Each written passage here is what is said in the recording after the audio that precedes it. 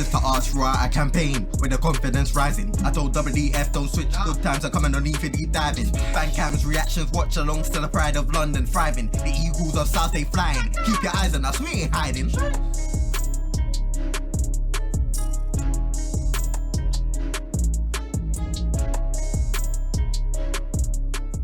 England football's finished here. Palace 3, Burnley 0.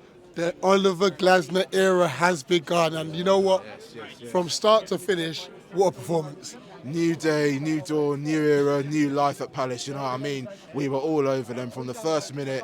We absolutely slaughtered them. I mean, that's a side going down. That's probably one of the worst teams I've ever seen at Selhurst Park. They didn't get a sniff apart from when they scored that offside goal later on. Talk about the first half. I mean, we were all over them. We were sort of trying to like walk the ball in the back of the net, you know, overcomplicating it, man. Trying to play tiki-taka sort of football, man. Keep it simple. Do you know what I mean? Keep it straightforward and direct. Because we were just like getting balls in the box and it was going behind our attackers, or it was going over. We had a lot of corners, still couldn't score, you know what I mean? But hey, at least we got the win. Second half, really improved. I'm not going to lie, the first, I'd say 20 minutes or so, I was getting frustrated. I was like, oh, this is going to be one of them games when Burnley could score, or it could be a 0-0, and it'd be a typical Palace sort of situation, innit? How many times have we seen that this season? But Glasner, man, the GOAT, the legend, the icon right now, man. He changed it up, didn't he?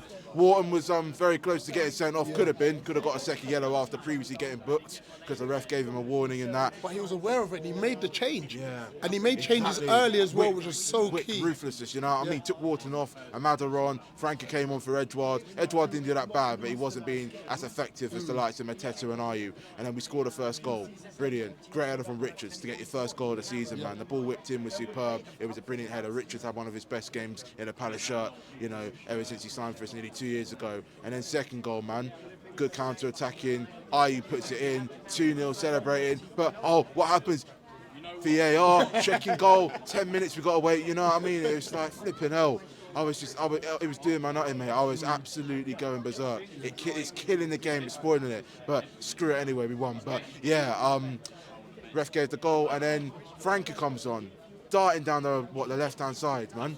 He's just elegant, you know. He's got that spicy speed and just great technical ability, you know what I mean? How he wasn't started, in my opinion, over maybe Edouard's, you know, to be fair, it's a bit harsh. So he's got to get a good run of games, in my opinion. Do you know what I mean? And he'll get his confidence. He's starting really well. He was lively against Chelsea. Should have come on against Everton, but today, you know, to win that penalty, he probably should have shot, to be fair. But we'll take the penalty. Yeah.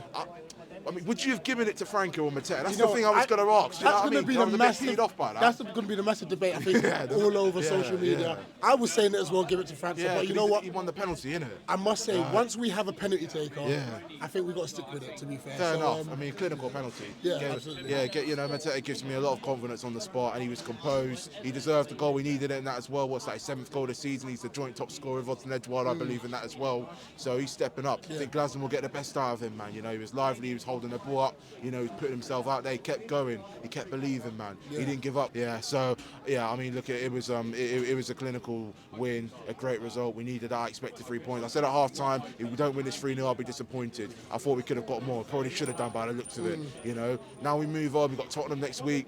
Look, I'm not expecting to win there. Spurs are a good side, but if we can get at them and play like that and improve a lot as well, especially defensively, be a bit sharper, be direct, you know, keep it simple, keep it basic, get the basic spot on, like I said, we could get signed at Spurs. But we got to take every game as it comes.